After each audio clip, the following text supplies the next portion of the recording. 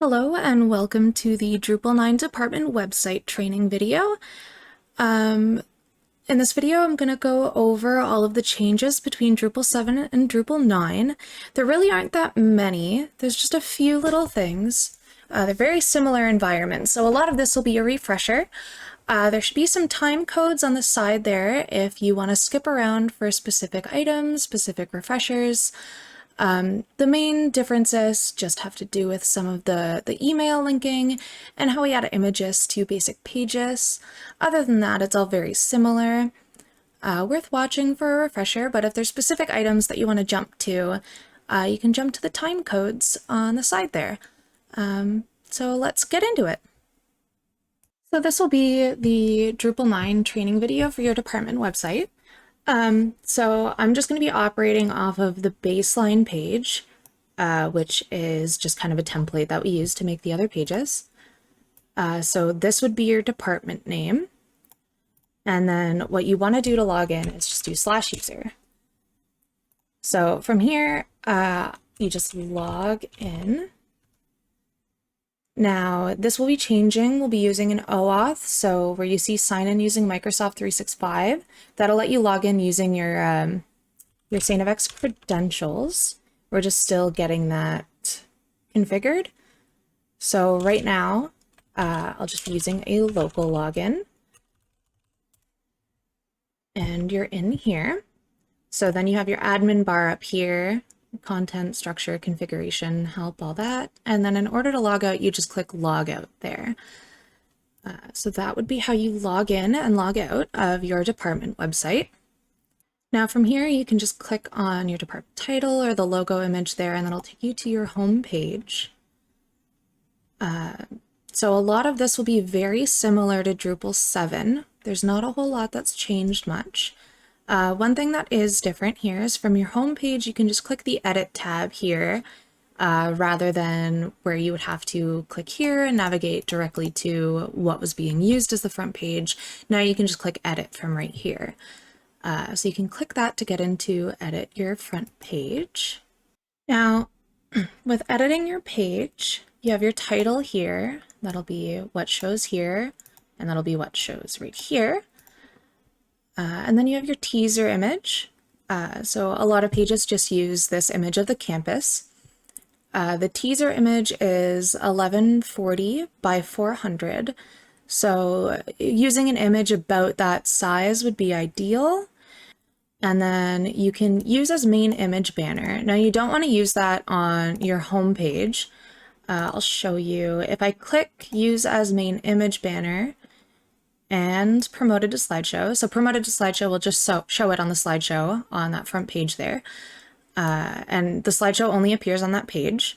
But if I click use as main image banner and promoted to slideshow for the front page, what we'll see is we'll see the image pull in twice here. And we don't want that. So just on your home page, you don't want to use as main image banner. If you want it to show up on other pages, like here's our second page, this is a main image banner and it's also on the slideshow, but since the slideshow is only on the front page, we don't have that doubling issue. So for our front page, we're going to not use as main image banner. And then you have the teaser text option. So you can write in like a little just explanation of the page, like here is the home page. Oh, I can't type. Page of your website.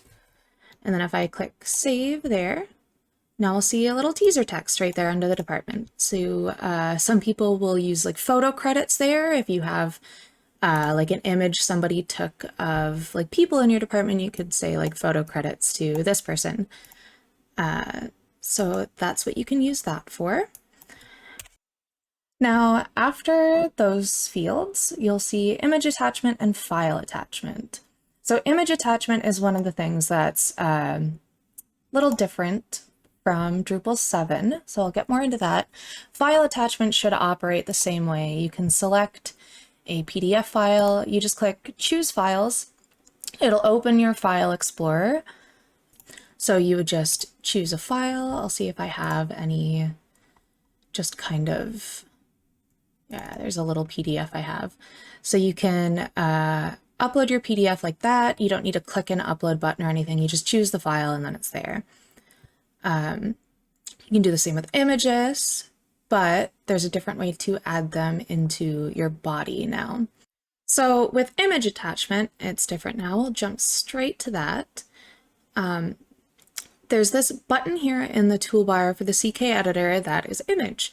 So you can just place your mouse cursor wherever you want it to go. Say I want it in between those two paragraphs. I'll just add a little break there and I'll click on image and I'll just use, I have an image of the Bauer Theater saved. So we'll just use that and we'll select an alternative text for it, which is just like a short description of the image, a little title, something that like if you hover over the image, that's what it'll say. So we'll just leave the alignment as none and we'll save. Now there's our image there. And you might be thinking, oh wow, that's huge. That's not what I want. Because there's no longer, you can't select the exact pixel measurements from that anymore. But the images are responsive now. So if I click save here and go look at the page again, the image, it was very big in the editor, but now it shrunk to the size of the body. And if I shrink my browser, maybe I'm splitting my screen or I'm looking at it in mobile, the image will shrink with it. So if I expand and contract, the image will resize based on the size of the browser, which is very good for displays. Now, the image will never expand past the original size. So if your original image is smaller, it won't expand to fill. It could cause distortion, just quality degradation, bad quality. So if I edit and go back in here, and maybe it's all well and good it's responsive, but maybe you still want it smaller. Maybe you still want to put a couple images in a line or something. What you can do is I'll just full screen this button right here. Will just full screen your editor. So I'll maximize that. And now you see this little black box in the corner of the image there. If I click and drag that, then I can just resize the image like that. So then I could put in another image here beside it, or maybe add in some text or something, but you can resize the image like this. Now, if I shrink the image to like say here, and I leave full screen by clicking that again, if I save now, then you see the image, it won't expand past what you set it to, but it would still shrink.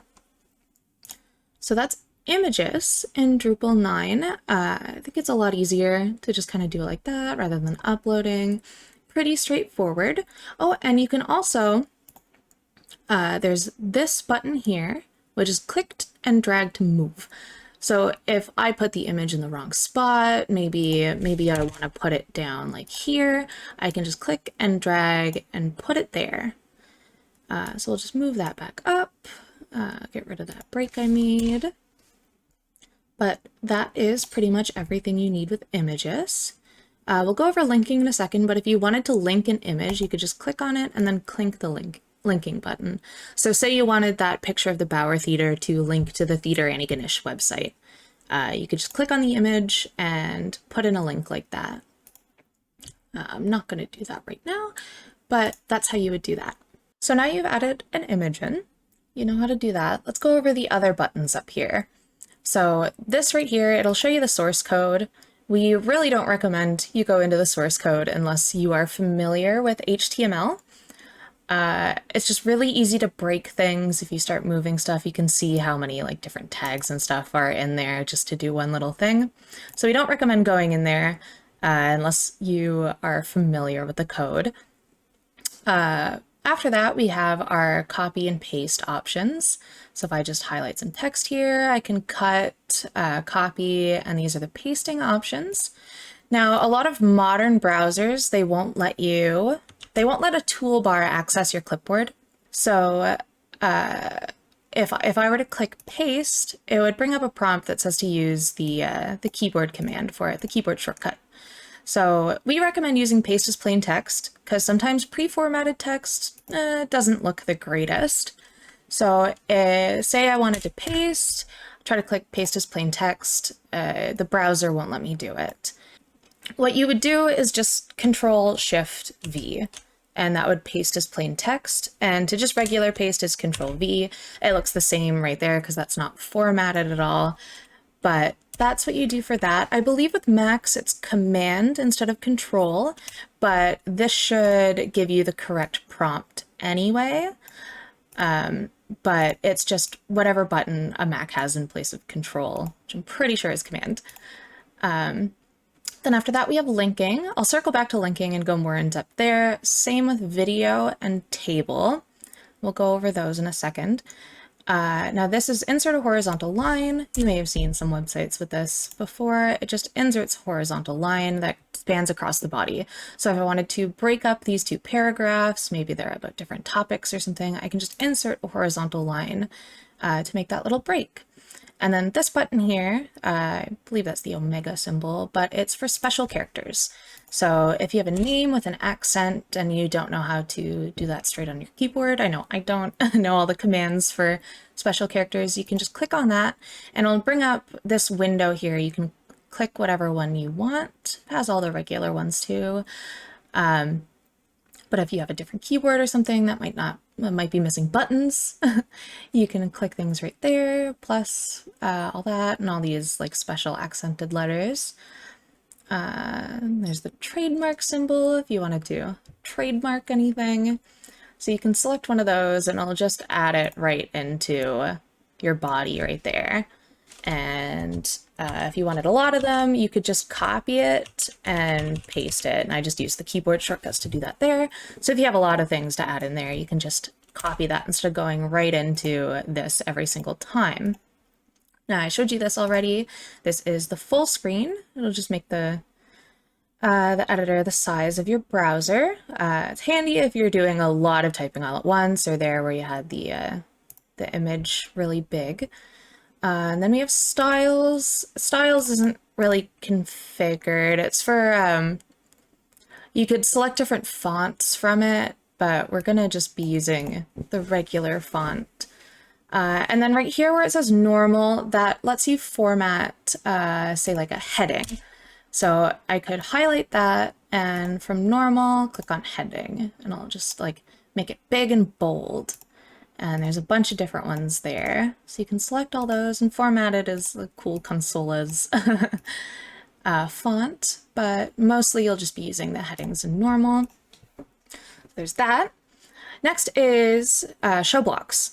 So if you click show blocks, it'll show you where all the paragraph breaks are. I don't really use it. Some people might want to use it. I know like Microsoft Word has something similar where it'll show you like a fancy looking P to see where all the paragraph breaks are. But if you're a little lost and you don't know like where breaks are, you can always click that. And then you have your standard formatting stuff there for bold, italics, underline, strike through. And you have your superscript, subscript, and then this button removes format. So if I do all the fancy stuff, just everything to that, if I click remove format, it'll just put it back to normal. And then here you have an ordered list and an unordered list. So if I wanted to have a numbered list, like step 1, step 2, step 3, I can just highlight the stuff and make it an ordered list. And you can just keep going. It works the same as Microsoft Word. So I can just keep going like that, and I'll keep counting, and I can just double, hit enter twice to hop out of that. So I'll just erase that. I'll actually bring that back. So that's the ordered list, just numbered, and then unordered list is just bullet points. So get that. So after your listing options, you have decrease indent and increase indent, and then you have block quote, which will just make a block quote out of your text. Your block quotes will look like this. Essentially, this is just a testimonial example. But if you block quote something in your text, I'll just save and show you. That's what it'll look like there. So yeah, if you had like a quotation about a class or something that you wanted to have stand out like that, that could be block quote. And then you have just your basic alignment options. By default, align left, your center, your right, and your justified. So now let's go over linking. This is only a little bit different than it was in Drupal 7, particularly just with emails, but say I want to right link here and have that link to something. For example, let's do this Xavier website, just the main one. So this is an external website, so we'll use what's called an absolute link, which means we'll just copy this whole thing out of our address bar, or just type it out if you know it, and I can just paste that there. So including this opening bit here, that's what makes it absolute, is we have this whole bit instead of just like slash whatever. So that's an absolute link. Now let's say we want to link to a page within your own department website. So for here, baseline, let's say I want to link to second page. So I'll open that, and what we just want to take is the /baseline/second page. So just that bit. You can just type that out if you want, or copy it like I did there. You can also right click this and click edit link instead of highlighting it again. So we'll just paste that in, and that's a relative link. So that can be used for anything within your own website. Now, we can save that. Now, if you want to have the link open a PDF, so we'll take this one for example, and we'll copy link address. So it's just copy link address. That'll copy where it's located within the website. So we'll go back here and we'll edit link again, and we'll paste that. Now, since this one is located within the baseline website, I can make this one relative to. That's what I would want to do. So you'll see when you just paste it, you'll see this absolute part right here. And then you'll see two instances of your department name. So you'll see /department name, /sites, /department name. You want to leave one of those in. So just take out everything before /sites there. So we'll be left with /sites, whatever your department name is, and then the file location there. So that would be linking to a relative location of a file within your website. If the file is located on a different department website, for example, a job posting on another website or something, you would just leave the whole thing in. So just leave all of that in and link to it.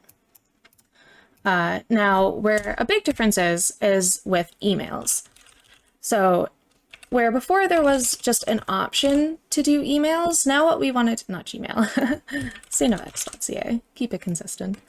So we'll highlight that and link it like we would any other link, but we just write mail to before writing the email. So we'll do mail to example@xavier.ca. Now that would operate the same way as it did before when selecting the email option. So the syntax is mail to and then colon. So if I save this and go here and click on this, it'll ask me to open my mail app. Some will just do it automatically if you have that setting. I like to have it ask me before it opens things. And then you can also go edit link, and if after this, if you want to have a subject line pre-filled out as well as the recipient, you just put a question mark and then you put subject equals, and then you put whatever you want the subject to be. So here's a subject. And now it'll show the same thing. It'll just ask me to open my mail app, but now it would have the recipient already filled out, and it would also have the subject line filled out. That can be really useful if, say, somebody's getting a lot of emails and they want to be able to filter by specifically what comes from this. So I could put subject line and put like baseline, so they'd be able to filter out what emails they're getting specifically from this site. So next we can go over embedding a video. So if I scroll down here, you'll see we already had one here for an example, but I'll just grab another one. So like the image, I can just put my mouse cursor wherever I want my video to go. And then I'll click this add video button. So it'll ask for a video URL. I'll just grab the first thing that comes up when I look up Xavier on YouTube. So I'll copy that and then just paste that. So you just copy the video URL from the address bar and paste it there. So you don't need to go into share and get the embed code anymore. You can just copy the URL. And what you want to do is make sure autoplay is not checked. Because if you leave autoplay checked, as soon as somebody navigates to the page that your video is on, it'll start playing by itself, and people usually don't like that. So we'll leave that unchecked, and we can leave it responsive. So that means that it will act the same way the picture does, where it'll shrink to fit the body when in mobile view, or if the browser's just shrunk. So I'll just click save there, and now I'll see the videos pulling in. And if I click save, so we see the video pulling in here. And now if I shrink my browser, the same as before, it's responsive. It'll shrink depending on the size of your browser and the body. So that's adding a video. So I think the last thing to cover in terms of body content, what we can toss in, is tables. And adding a table is exactly the same in 9 as it was in Drupal 7. So again, I can just put my mouse cursor wherever I want the table to go, and then just click that Add Table button. So you can set your rows, set your columns, set headers. So the first box of every row would be a header, the first box in every column would be a header, or both. I'll just click both, and then you can set the width of the table, the height, the cell spacing. These are all the options you had in 7 for adding a table. And you can start typing. It'll expand that one out huge, but when you start putting stuff in the other column, it'll change to match. So then if I put like a bunch of stuff in this, it'll widen back out. So it should keep looking nice like that. So that's adding a table, pretty straightforward, nothing too special about that. So that should cover everything as far as adding content to the page goes, throwing things in the body area. The main difference is basically just how we add the image, the YouTube video, and then remembering that mail to tag for emails, and you can add that subject line. That's the main difference with these pages. So after we do all that, we can go down to this little area here. We'll see a couple extra options. We'll see status, published, that just shows that the page is published, who posted it, and the last time it was edited. Then we have menu settings, so we can check provide a menu link, and this will just pull in the title of the page. And you can change that if you want. If your page has a really long title or something and you just want something shorter to appear in the menu. And then for parent link, we're going to want to select department. It might default to mobile department menu, but we're going to want to click department. That'll make it appear in this menu right here, whereas this is the mobile department menu. If you leave it clicked as mobile department menu, it'll appear in this top bit here, not in this drop down for department menu, but in this top bit where my Saint of X and saintofx.ca and apply now is. And that can kind of make a bit of a mess because it'll come in here after apply now and push things over. And whatever's in this last part here will have that green square around it. And we want to have the apply now have that green square. It's not the end of the world if you do it by accident. We can go in and edit it. I can go over that in a minute. I'll show you how to edit your menus because you're going to want to copy your menu item from here and put it in here. You can see I didn't put the quick tabs one in there as well, so I can show you how to do that. And then we have revision information. So it'll create a new revision every time you make an edit and save the page. And if I go up here and go into revisions, it'll show all of the saves that I've made. So you can see I'm doing a lot of different page edits for this, but we can also revert.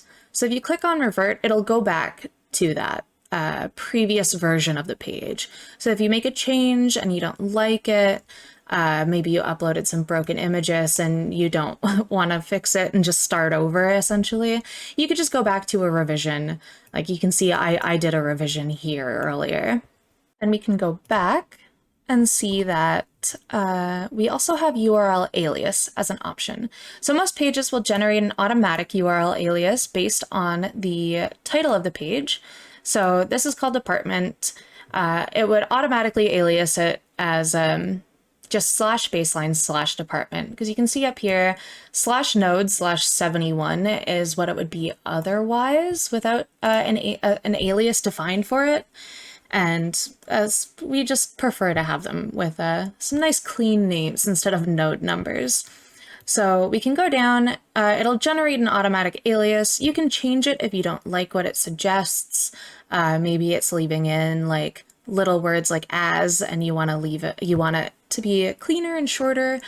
We just use a hyphen to separate words by default for a naming convention. So if this page was called like department home, it could be department home.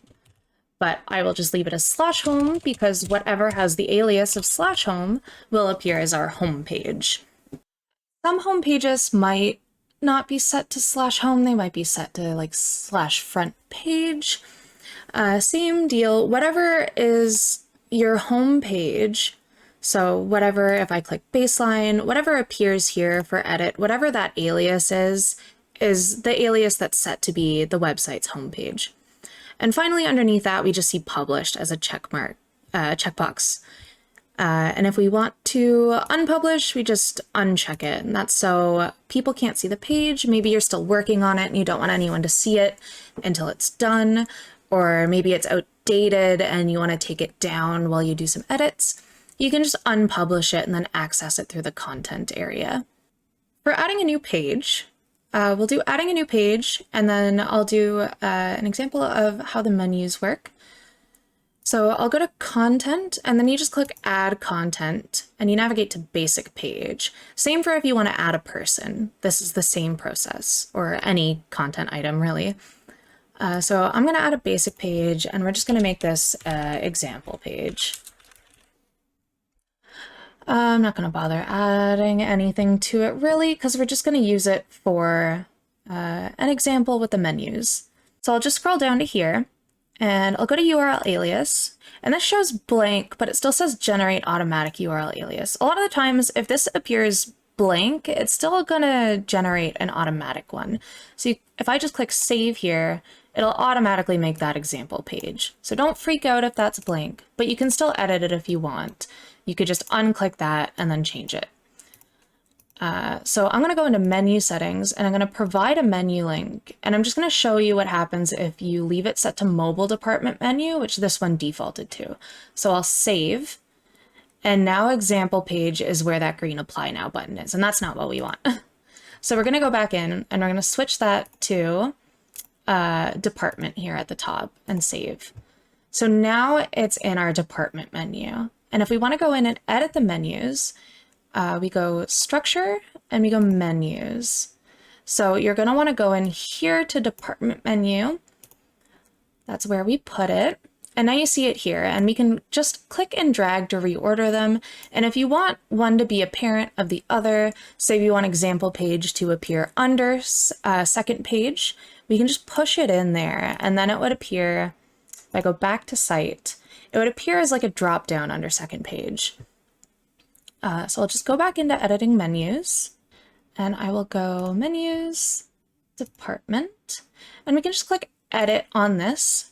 And since we made it through the actual page edit options, it'll put the node here. So we can just copy that and go back. It's not where I wanted to go, but we'll go into the mobile department menu. So now we'll add it in to our mobile department menu under the department menu dropdown. So you can see that's where the other ones are. So we're going to want to add link. We're going to put example page, and then we'll just paste that node location. And here you can set the parent link. So instead of mobile department menu, you can put it under just department menu right under that. So its parent is the department menu drop down that's in the mobile department menu. And we'll leave weight as 0 because we can do that click and drag to move the items. So we'll just click save there. And now if we go back to the site, we can see our example page is now right here. Now, if we wanted to add another menu item, say we wanted to have a link to the Saint of X page, the main one, on one of our menus, it'd be the same thing. Just go in, add link, give the title, and then follow the same protocol as far as absolute versus relative links.